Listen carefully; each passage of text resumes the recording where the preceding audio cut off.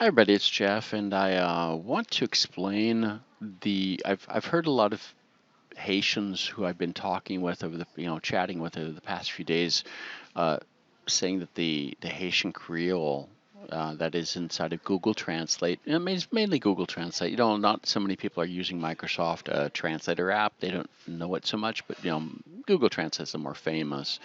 Um, or even Facebook, the embedded translation, kind of an automatic trace instead of Facebook.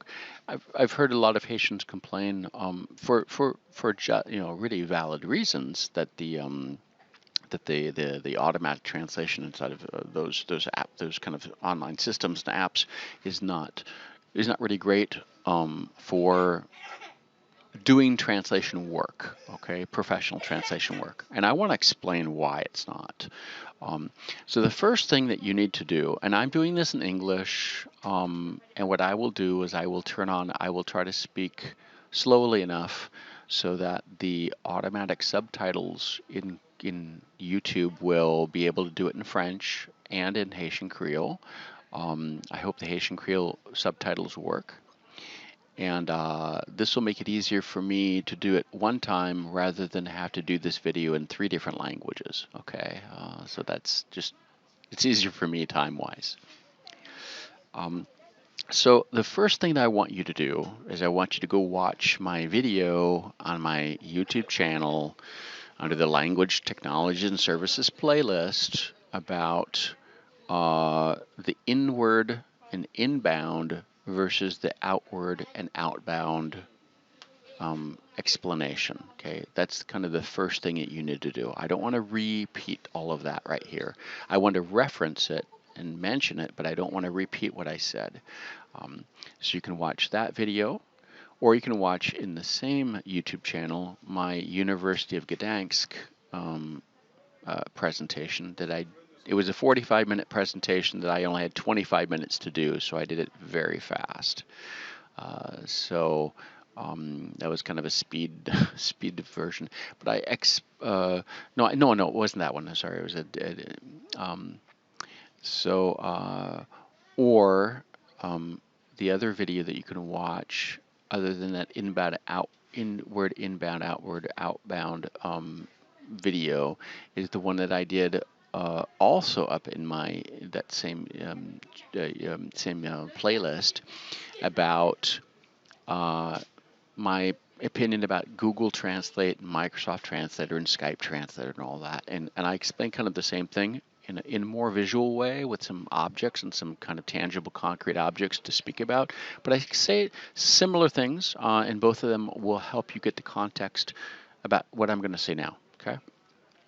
So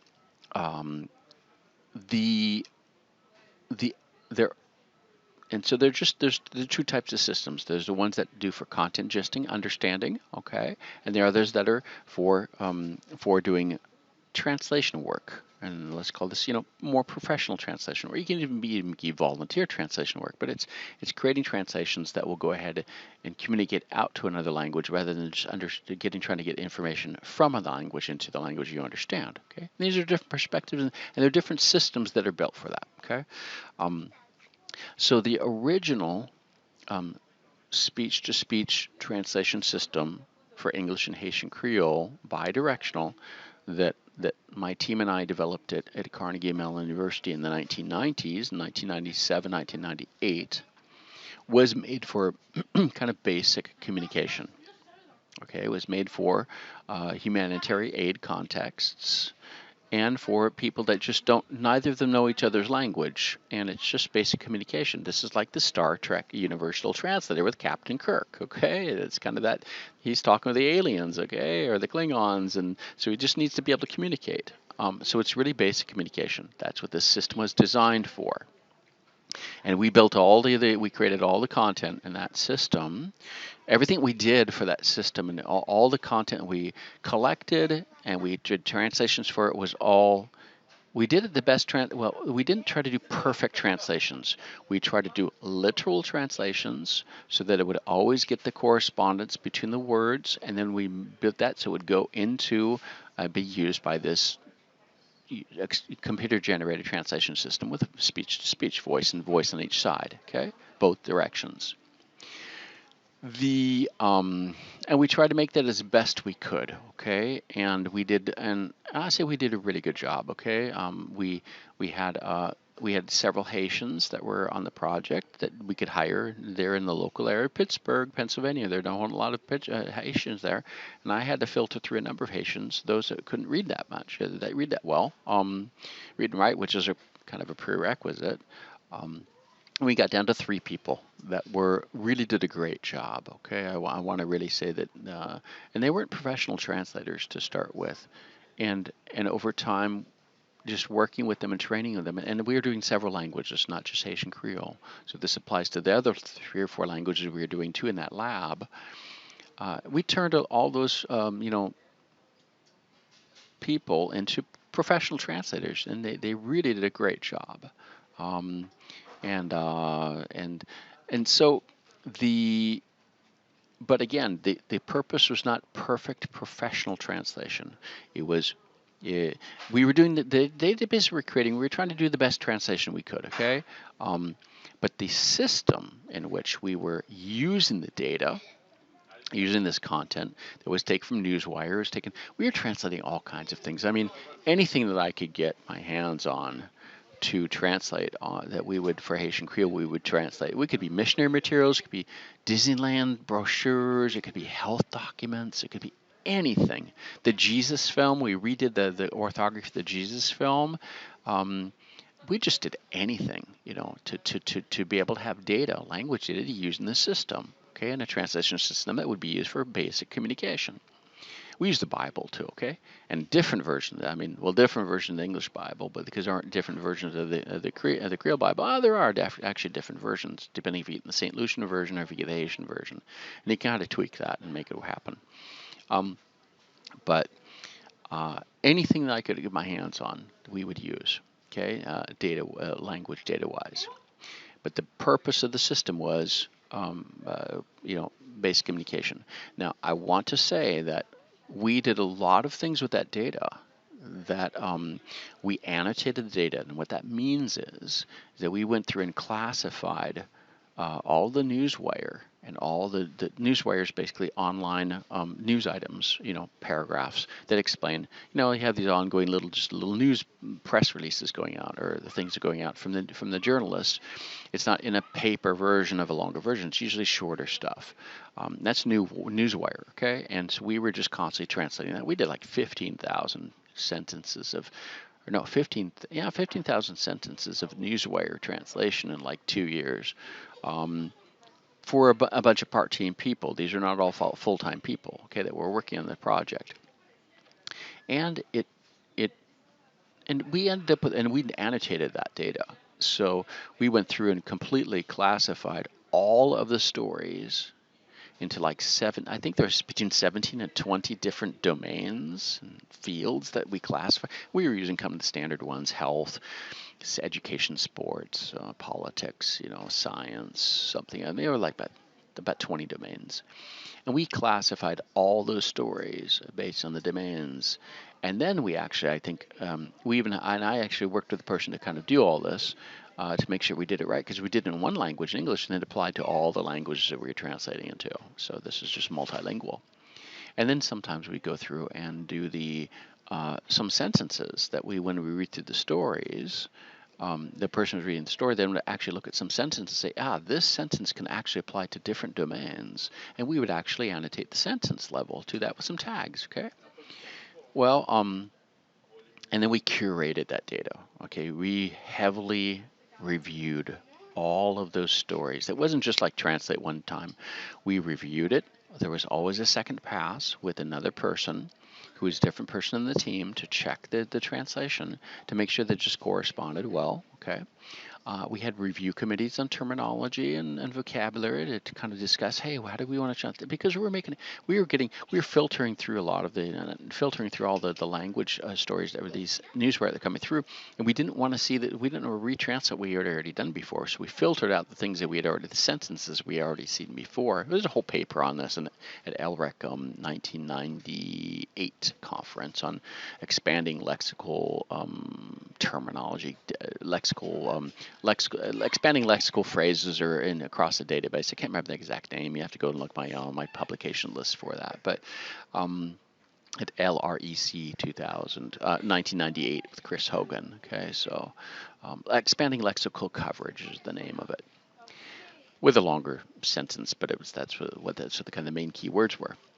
And we we found a way to go ahead and expand. So that meant that we were filtering out the sentences that had already been received and already been translated. That means we were going to only continue the ones that we had not seen, which meant it get more difficult, more difficult, more difficult. And we got into, I spent a lot of my time going through and actually learning things I didn't know about. Like, we still have to translate in the sports. You have to start translating sports about, cricket or about golf. Now, I don't play golf. I don't play cricket. I know enough about baseball to know this stuff, but it's a different game, okay? And I would actually have to look up on the internet to figure out how do you play these games, and I'd have to go explain this to my colleagues who are doing the translation work, because they'd have questions, and I'd have to explain the game to them. And I had just learned it just before, and so we were constantly doing things where I knew a lot of things, and there were things I didn't know, and I would research it and then explain it to them, and then they would translate it. And we annotated all this content, okay, for 2 years. We reviewed it. Again, we curated, and I just want to make sure that this was really clean data. I mean, the cleanest you can get here. And we just want to make sure, because we're going to put in a translation system. The purpose was not to be read by human beings in an article like a book or something. It's to be used by a machine, by a computer, to be able to do another translation. So we had to really make sure that it was as clean as possible, so we get the most accurate possible translation for the context that the story was written in. Okay. And then we were able to organize all of the way we were building our translation systems.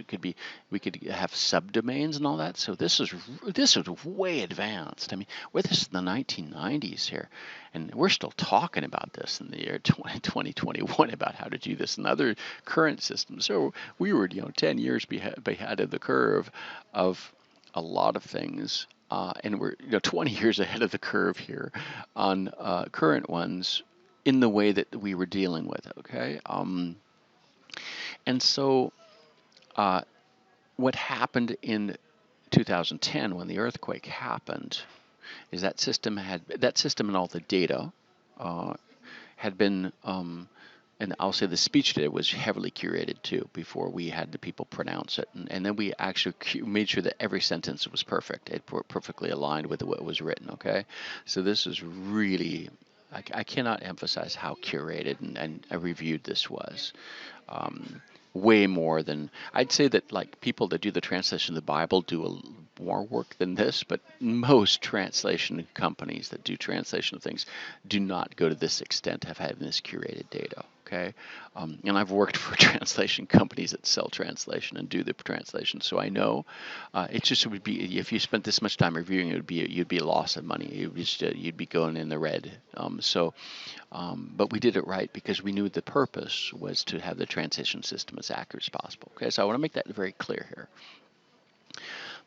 Then in 2010, a decade later, or a little over 12 years later, we had to find a way to, there was just no way to go ahead and give away or to convert the system to a more recent technology and hardware and applications and things. It just wasn't possible. There was just no, for the speed that had to be done by, there was no funding for this. So what we did was decide to give the data away.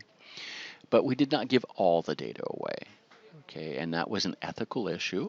I want to be very clear about that. And I mentioned this in my talk, my Microsoft Research Lecture Series talk there at Microsoft about this. I talked about it, and you need to watch that video.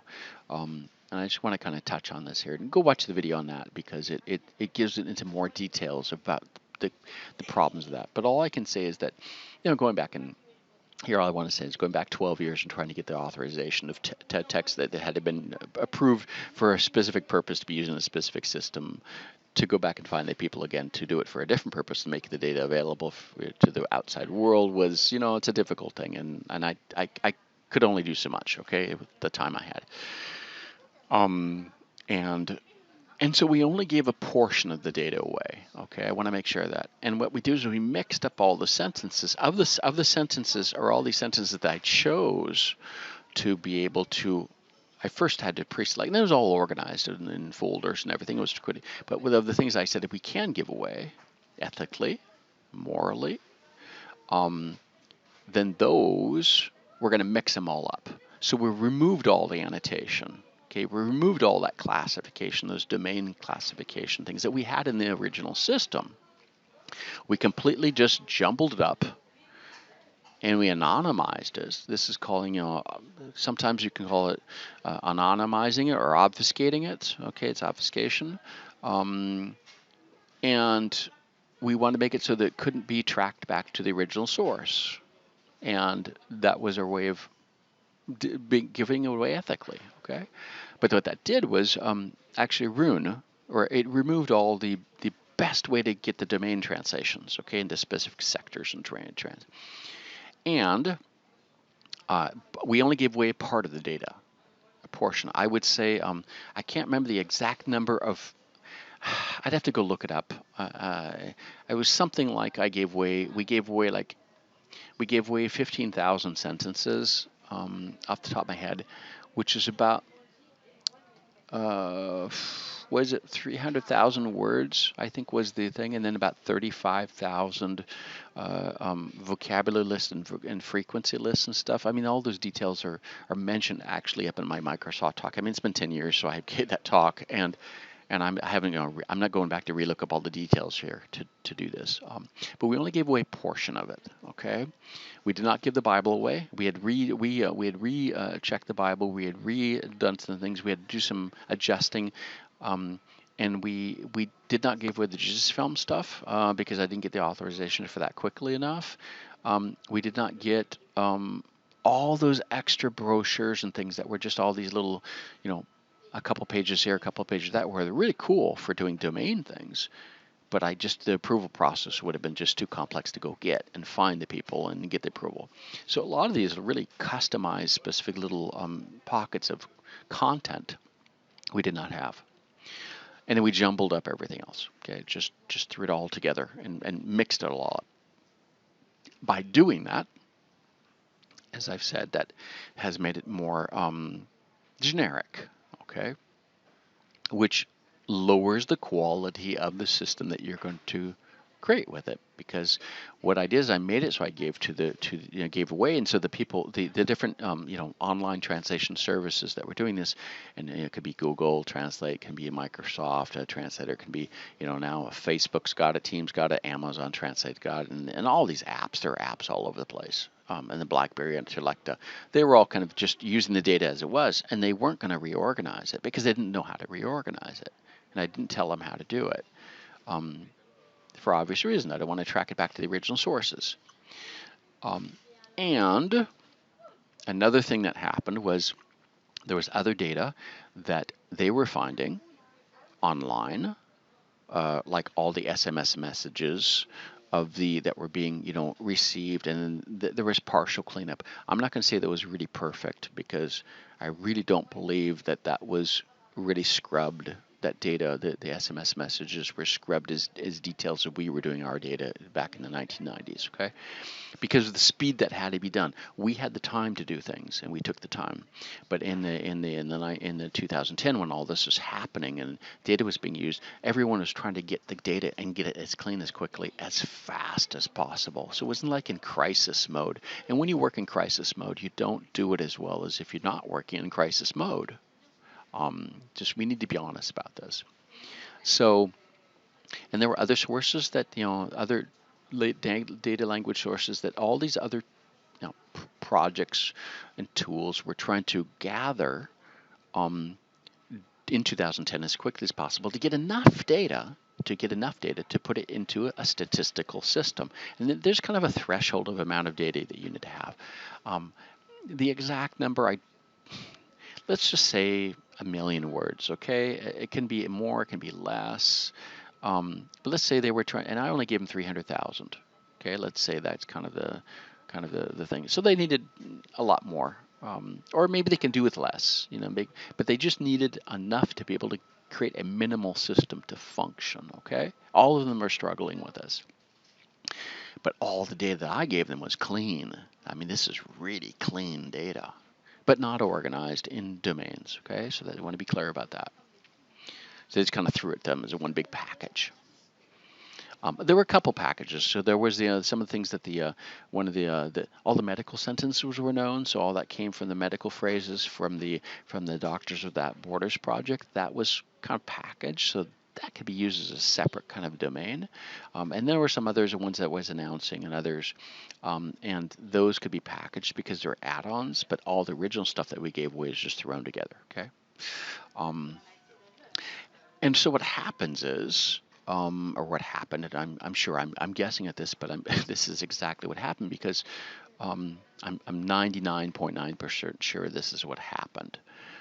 Because then they would come to me, especially the Microsoft team would come to me and say, "Hey Jeff, why is it translating this way?" And I had the original system, I had the original system on a CD, and I could test it. And I could test it with our system, with all the data in our system, versus the one that versus the translation it gave. And I said, well, my translation is actually better in my system. And I said, you're polluting it, folks. You are polluting. You're somehow polluting the translation with other stuff that's not as clean. Now, it could be that there's kind of 2 or 3 reasons. One is polluting it with data that content that is not as curated, not as reviewed. Secondly, that they didn't have all the data I had, so I had a much better system with all, and the fact that I had it all again classified in domains and stuff, and really organized well, that helped to be able to get better translations. And so they were trying to do those all quickly, with not having the organization that had been put in place that we had done up front. The annotation work, okay? And they were working with the best that they had. And again, all these online systems, I want to be clear too that all of them, well, let's say that Google Translate and Microsoft Translator, the aim of those, again, the main aim of those is to be an inbound, inward translation system, okay? That's what it's for.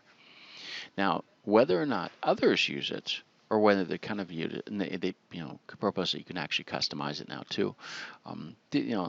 Google Translate is not a customizable system. Microsoft Translate, they've kind of done this. You can do it in the ways you can kind of customize if you want, if you pay for it. But not everybody's going to pay for it. So that means it's really only made for inward and inbound, okay, and not made for the outbound approach or the outward.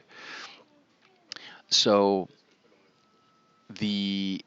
all these factors led to a situation in which it was really good for inbound and inward translation.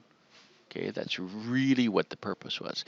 On the medical phrases, it's a little bit different because they were kind of specified and all that, and they were kind of specific sentences. So if you put those sentences in, they're going to come out pretty close, and that's good for kind of doing the translation of, or working with interpretation, or doing at the moment we're talking to doctors and trying to get a sentence or something. For that specific purpose, okay.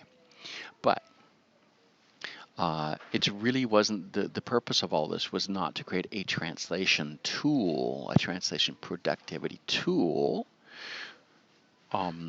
which a lot of the translators want, okay? And you got to go watch those videos about outbound and outward and explain the differences. And so this was really the purpose, was to have something that was good for communication, not translation, communication, multilingual communication. And it was not designed to be a translation tool. It never was. It never was. That was not the purpose. And also, I'll be honest, even in my own company, there's no business justification for Haitian Creole. We've got our own translation system. We have our own internal system translation that we make. And if I was able to get the business justification for it, to show that there was a need, that we had enough customers in Haiti or other French Creole speaking territories who are now they're using French, so we just sell the French system to them. I mean, or the French the software to them, and there's no need for to have an Haitian Creole. There's not a business justification. I'm being honest with this, okay? At least for the company I'm at and others.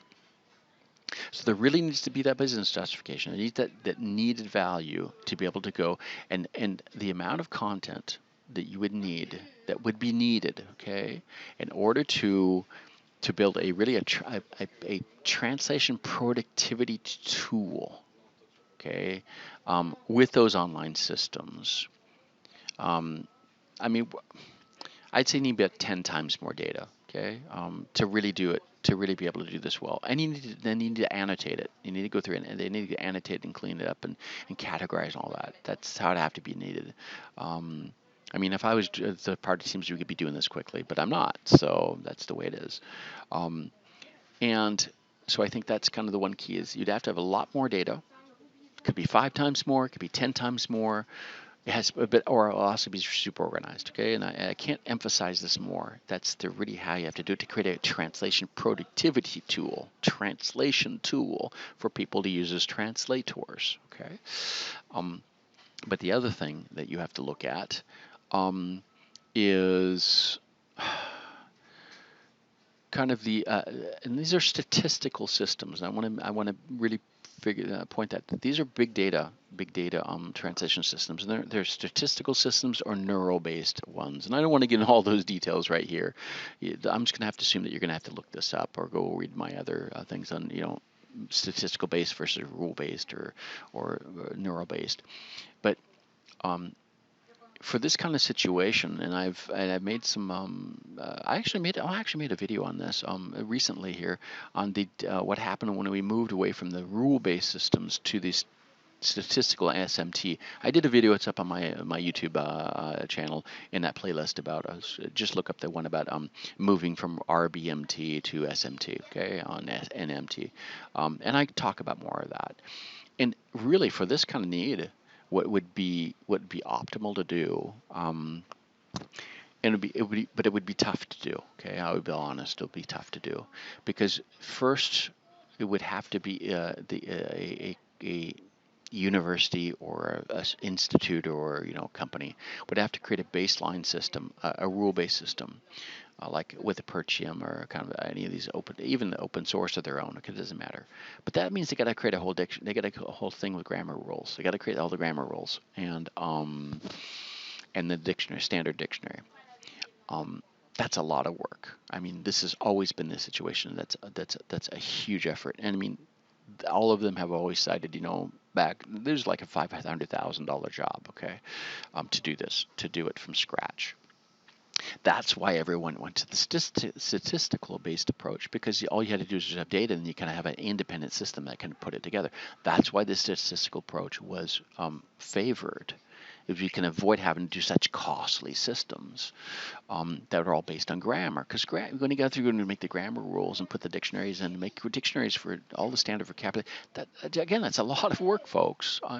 This is a 2-year job, okay, a 2-year job just to create that specific language, where it's better to kind of create a system, a statistical system that you can do for any language, and then just have a lot of data, and you throw the data at it, and then you start re-massaging the data.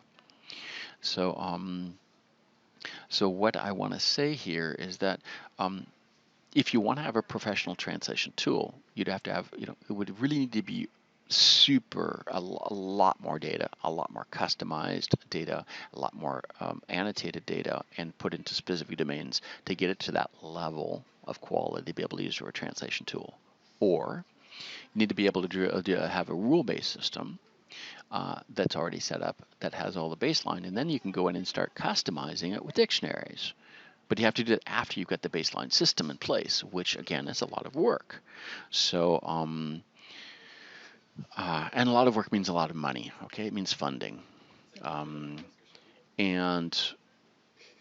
there are other approaches to this. But what I'm saying here is that it's really there's no money for this. Okay, there's no money, there's no funding for this, um, and I would be willing to really try to help get that funding, but It's so much work to do it. And of course, it's not my job here. Okay, I'm working for a company, and if I'm going out start to try to sell a project for another company to get the funding, it's just that's conflict of interest.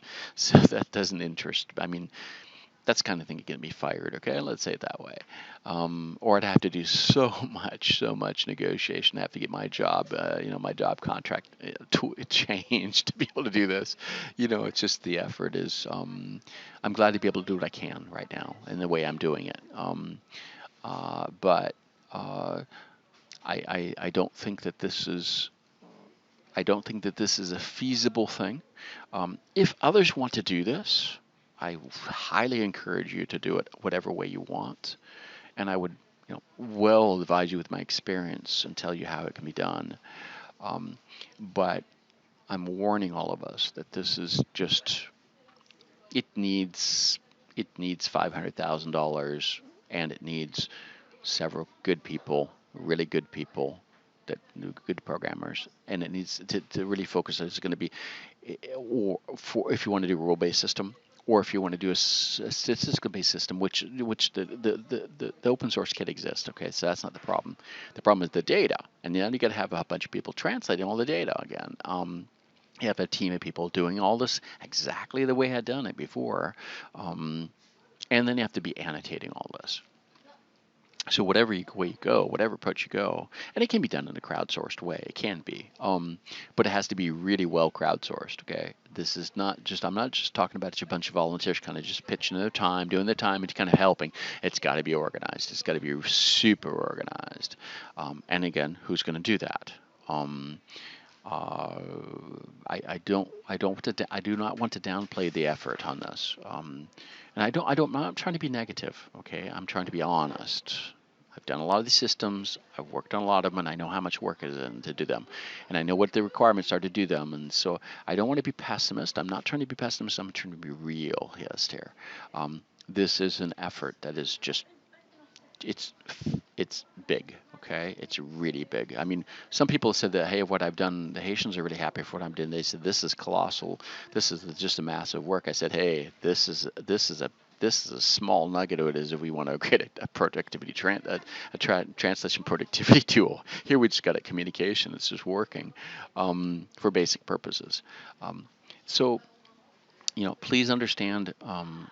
And if there's anyone that wants to do this and wants to take this on and do it, I am fully willing to kind of point you in every direction to be able to how to do it, and all the resources and especially explanations how to kind of do this, and there are lots of people who be willing to help too, but someone's got to do it, and there just is not the financial justification for this for Haitian Creole. Okay, I mean even for other Creoles.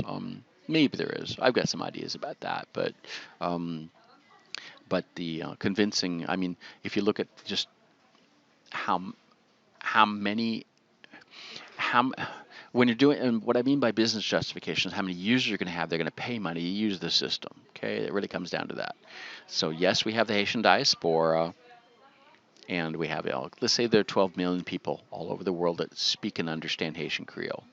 Um, that's not a big enough kind of market share to be able to put $500,000 into a system for it. Okay, that's just not enough. Um, you gotta get into the hundreds of millions of people to be able to begin talking about building system. And that's not always true. It kind of depends, but again, I'm talking about custom system here,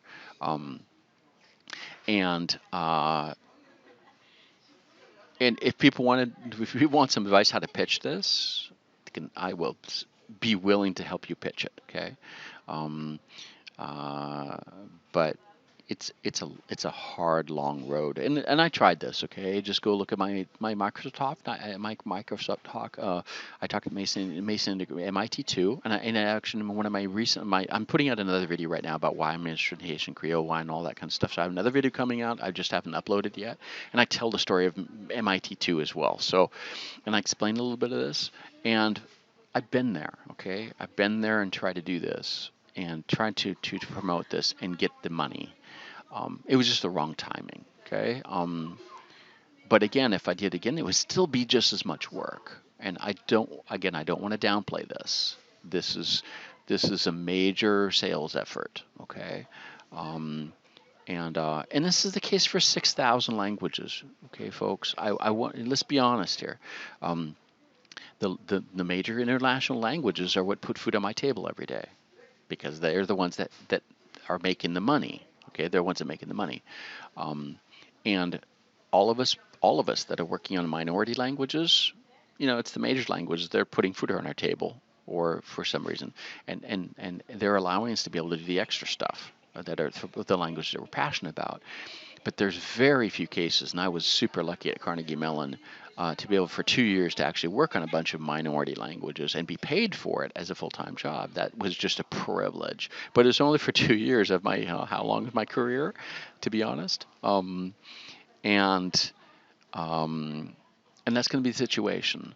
So a lot of these things will have to be done kind of in a volunteer-based networking, crowdsourcing, grassroots type of approach, which means that there is not always the funding, that you have to do it right and do it and long term. Usually there you have buckets, you have time periods where you can work on it more, and you can have work on it less. And all this is subject to availability of people and and how much time they can put into it. And this is the reality of these types of projects. And everybody wants it fast. Well, you can't have things fast when you don't have the people to work on it. And I've worked in a lot of project management, and I don't want to work on things that I don't have the resources to work on it.